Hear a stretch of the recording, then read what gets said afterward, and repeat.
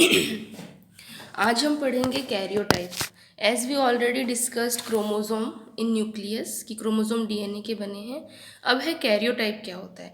Complete set of chromosome in a species और in an individual organism is known as karyotype. किसी भी species में और individual organism में जो कंप्लीट सेट है क्रोमोसोम का, उसे हम क्या बोलते हैं, karyotype. The basic number of chromosome in somatic cell of an individual or a species is called somatic number. जो somatic cells में basic number होते हैं क्रोमोसोम के, उन्हें हम क्या बोलते हैं, somatic number, और it is designated as 2n, और इसे हम represent करते हैं 2n क्योंकि ये क्या होते हैं, डिप्लॉयड होते हैं. thus in human 2n is equal to 46. So complete set of chromosome in a species, तो karyotype n is equal to 23 in human. अब है idiogram. A diagrammatic representation of chromosome morphology characteristic of a species और a population is known as idiogram. कोई भी chromosome morphology characteristic को हम diagrammatically represent करते हैं, उसे हम क्या बोलते हैं, ईडियोग्राम. तो यहाँ पे ह्यूमन का ईडियोग्राम है, ह्यूमन मेल का ईडियोग्राम है. As in human male n is equal to 24 because x and y are two different chromosome in human male.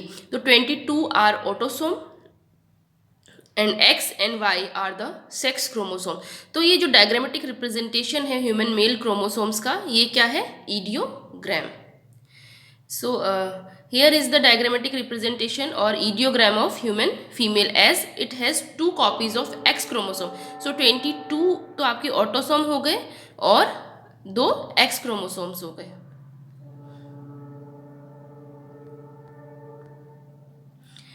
After discussion of chromosome, karyotype and ideogram, there are some special type of chromosome. कुछ विशेष रूप के chromosomes पाए जाते हैं. First हम यहाँ पे discuss करेंगे lamp brush chromosome. It was given this name because it is similar in appearance to the brushes use to clean lamp chimneys in centuries past. इसका ये नाम इसलिए पड़ा क्योंकि इसकी जो स्ट्रक्चर है, हम जो ब्रश यूज़ करते हैं लैम्प और चिमनी साफ करने में, उससे बिल्कुल सिमिलर है, तो इसको हम लैम्प ब्रश क्रोमोसोम कहते हैं. सबसे पहले ऑब्जर्व किया था फ्लेमिंग ने इन 1882. 1882 में फर्स्ट जो ऑब्जर्व है वो फ्लेमिंग ने किया था. किसमें, सैलमेंडर एग सेल्स ऑफ एम्ब्लाइस्टोमा मैक्सिकैनम. और जो नाम है लैम्प ब्रश क्रोमोसोम वो दिया था रुकर्ट ने इन 1892. जो कंप्लीट स्ट्रक्चरल डिस्क्रिप्शन है वो रुकर्ट्स ने ही दिया था, और जो इसका नाम है वो भी रुकर्ट्स ने दिया था, बट फर्स्ट ऑब्जर्व फ्लेमिंग ने किया था. लैम्प ब्रश क्रोमोसोम, जिसको हम LBC भी कहते हैं, are present in the oocyte of birds. वो बर्ड्स के oocyte में प्रेजेंट होते हैं, lower vertebrata and invertebrates, during the prolong prophase of the first meiotic division. जब उनमें फर्स्ट म्योटिक डिवीजन होता है, उसमें जो प्रोफेज है वो काफ़ी लंबे टाइम के लिए होती है, और उस ड्यूरेशन में लैम्प ब्रश क्रोमोसोम बनता है. Also found in plant but most experiments in oocyte. Plants में पाया जाता है बट oocytes में ये ज़्यादा अच्छे से डिटेल स्ट्रक्चर किया गया है. सो हियर एम्फीबियन oocyte का हम लैम्प ब्रश क्रोमोसोम्स देखेंगे.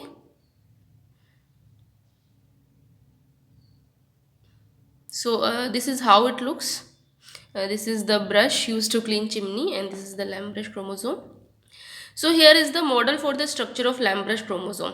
So this is lamp brush chromosome in paired condition, and here is a particular segment having loop, chromosome axis and region of single chromosome. So here is a one loop which is of approx 10 micron meter. The extended chromosome loop having an axis and chromosome formed from highly condensed chromatin, and a small region of chromosome showing sister chromatid. So here is the looped magnified structure respectively. Relevant information about lamp brush chromosome. These chromosomes are most distinctly observed during the prolonged diplotin stage of oocyte. ये कब observe होता है, prolonged diplotin stage में.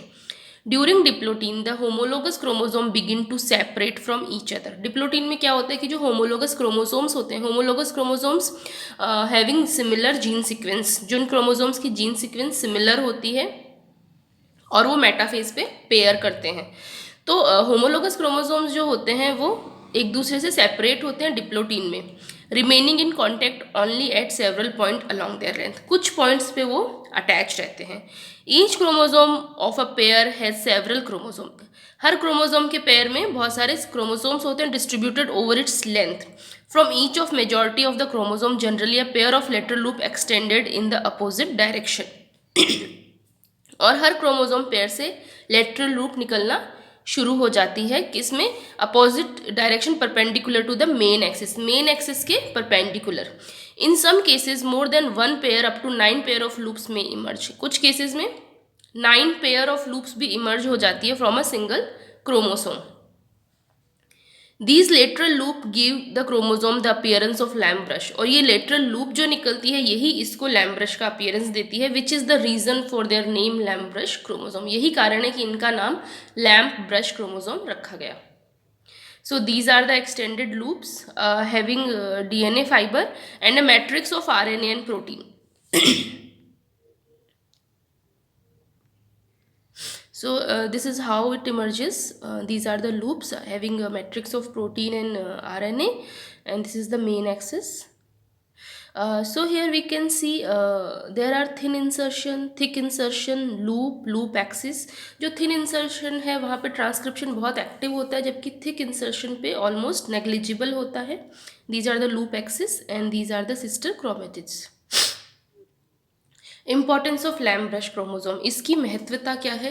Lamp brush chromosomes are up to 800 micrometer long. वो 800 micrometer तक लंबे होते हैं। Thus they provide very favourable material for cytological study. इस वजह से ये साइटोलॉजिकल स्टडीज़ के लिए बहुत ज़्यादा फेवरेबल मटेरियल प्रोवाइड कराते हैं, as it itself has a huge amount of content for experimental studies. क्योंकि ये बहुत ही लेंदी होता है, इट हैज़ लूप्स, तो एक लैम्प ब्रश क्रोमोसोम ही बहुत ज़्यादा कंटेंट प्रोवाइड करा देता है साइटोलॉजिकल स्टडीज़ के लिए।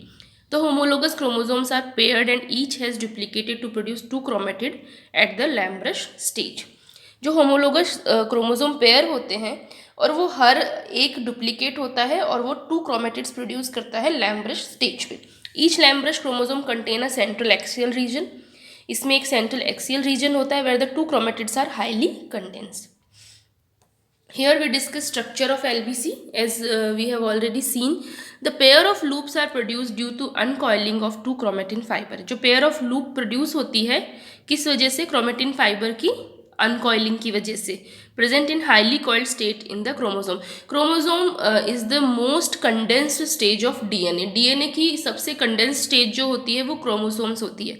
तो ये जो loop किस वजह से produce होती है कि जो क्रोमेटिन फाइबर्स होते हैं वो अनकॉइल होना शुरू हो जाते हैं और क्रोमोसोम में वो बहुत ही कंडेंस्ड फॉर्म में प्रेजेंट होते हैं। This makes there DNA available for transcription. और क्योंकि वो लूप निकलती रहती है तो वो जो डीएनए है वो ट्रांसक्रिप्शन के लिए अवेलेबल रहता है, क्योंकि कंडेंस्ड स्टेज में ट्रांसक्रिप्शन पॉसिबल नहीं है। Thus each loop represent 1 chromatid of chromosome. और हर लूप एक क्रोमेटिड को प्रेजेंट करती है and is compose of 1 DNA double helix. One end of each loop is thinner. एक एंड जो है लूप का वो पतला होता है and other is thick end. There is extensive RNA synthesis at the thin ends of loops. और जो थिन एंड्स है वहाँ पे बहुत ज़्यादा आरएनए सिंथेसिस होता है, while there is a little और no RNA synthesis at thick ends. Thick ends पे क्योंकि वो बहुत ही कंडेंस्ड फॉर्म में प्रेजेंट है तो नेग्लिजिबल और no RNA synthesis. The chromatin fiber of chromomere is progressively uncoiled toward the thin end of a loop। जो chromatin fiber है क्रोमोमियर का वो धीरे धीरे अनकॉइल होना शुरू हो जाता है, खुलना शुरू हो जाता है थिन एंड की तरफ। The DNA in this region support active RNA synthesis. और जो डीएनए होता है इस रीजन में वो बहुत एक्टिव आरएनए सिंथेसिस को प्रमोट करता है, but later become associated with RNA and protein. और बाद में वो आरएनए और प्रोटीन के साथ एसोसिएटेड होता है तो बिकम मार्कली थिकर, और वो फिर क्या होता है, थिक हो जाता है।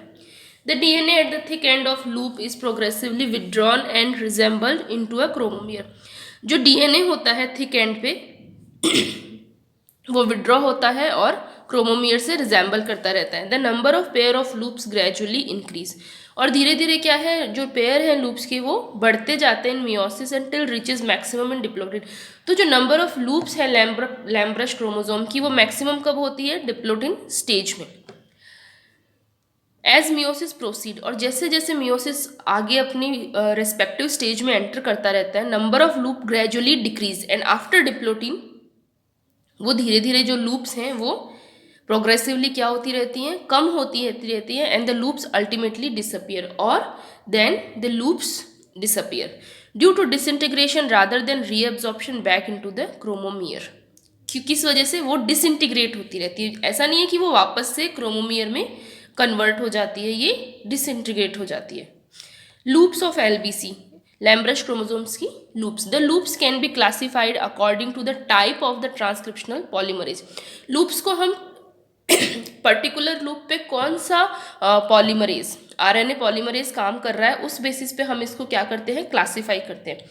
The largest loop include those transcribe by polymerase second. जो बड़ी लूप्स होती हैं वो किससे ट्रांसक्राइब होती हैं, आरएनए पॉलीमरेज सेकेंड से। The smallest loop are transcribe by polymerase second, और जो स्मॉलेस्ट लूप होती है वो किससे ट्रांसक्राइब होती है, पॉलीमरेज थर्ड से। They contain 5s RNA। इनमें कौन सा RNA होता है, 5s RNA coding units.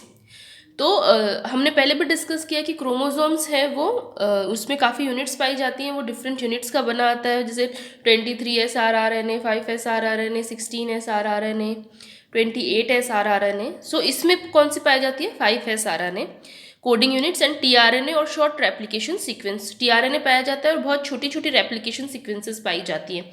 Since 5s RNA sequence are short, जो 5s RNA सीक्वेंस है वो क्या होती हैं, छोटी होती हैं, divided by non coding element. पहले कोडिंग एलिमेंट है, फिर बीच में कोई नॉन कोडिंग एलिमेंट आ जाता है, तो जो 5s RNA है वो किससे डिवाइड होती है, शॉर्ट नॉन कोडिंग एलिमेंट से। Transcription being basically limited to coding sequence, और एज हमें पता है कि ट्रांसक्रिप्शन सिर्फ कोडिंग सीक्वेंस तक ही लिमिट होता है, वो सिर्फ कोडिंग सीक्वेंस को ही ट्रांसक्राइब करता है। The transcripts of these sequence are also short. तो इन सीक्वेंस की जो ट्रांसक्रिप्ट्स होती है, जो RNA बनता है डीएनए से, वो भी क्या होता है, शॉर्ट होता है, and consequently do not have distinctive matrix, और इस वजह से इनकी कोई डिस्टिंक्टिव मैट्रिक्स नहीं होता है, made up of ribonuclear protein filament. That is why they are so well visible in microscopic phase contrast, और इस वजह से ये फेज कॉन्ट्रास्ट माइक्रोस्कोपी में बहुत ही क्लियरली विजिबल होता है। LBC can be divided into those with one transcriptional unit. LBC दो डिवाइडेड होता है with one transcription unit and those with 2 और मोर। कुछ में एक ट्रांसक्रिप्शनल यूनिट होती है, किसमें 2 ट्रांसक्रिप्शनल यूनिट होती है। Over the length of 1 micrometer, अगर हम 1 माइक्रोमीटर लेंथ तक की बात करें, 1 transcription unit is transcribed by a densely compared packed of around 30 to 20 polymerase molecule. So here the magnification of the second goes bivalent. तो phase contrast microscopy में it look like that. Transcriptional activity of LBC, transcription activity of LBC is observed as a mantle of symmetrically distributed side loops along with chromosome axis. Changes in the transcriptional activity are reflected in changes in their morphology. अगर transcriptional activity में कोई change है, किसी तरह का बदलाव है, इस वजह से इनकी मॉर्फोलॉजी पे भी इफेक्ट देखने को मिलता है। Transcriptional activity of LBC is directly connected with the physiological process of the body. जो ट्रांसक्रिप्शनल एक्टिविटी है LBC की, वो किससे एसोसिएटेड रहती है कि बॉडी की फिजियोलॉजिकल प्रोसेस कैसी है। shows in the morphological structure of the chromosome. LBC are considered as a model structure in the studies of transcriptional control. जो LBC है वो मॉडल स्ट्रक्चर कंसिडर होता है in the studies of transcriptional control. Changes in their transcriptional activities are reflected as modification of LBC. As it says कि अगर transcriptional activity में change है तो इसके मॉर्फोलॉजिकल मॉडल है, जो मॉर्फोलॉजिकल अपीयरेंस है, उसमें भी बदलाव देखने को मिलेगा and are associated with the physiological process of the organism. The use of cytogenetic technique in situ hybridisation have made it possible to identify unique and repetitive sequence. As we already discussed, DNA has unique sequence and repetitive sequence. तो in situ hybridization की वजह से हम पता लगा सकते हैं कि which sequences are unique and which sequences are repetitive, as well as DNA replication protein in LBC. Particularly interesting prospects are offered by the possibility of using LBC in studies of transcriptional activity, cytogenetic investigation of karyotype evolution and genome mapping. क्योंकि it has its unique properties, it has enough content for cytological studies, so it is used to investigate karyotype evolution, genome mapping. So here this is all about the lamb brush chromosome. Thank you.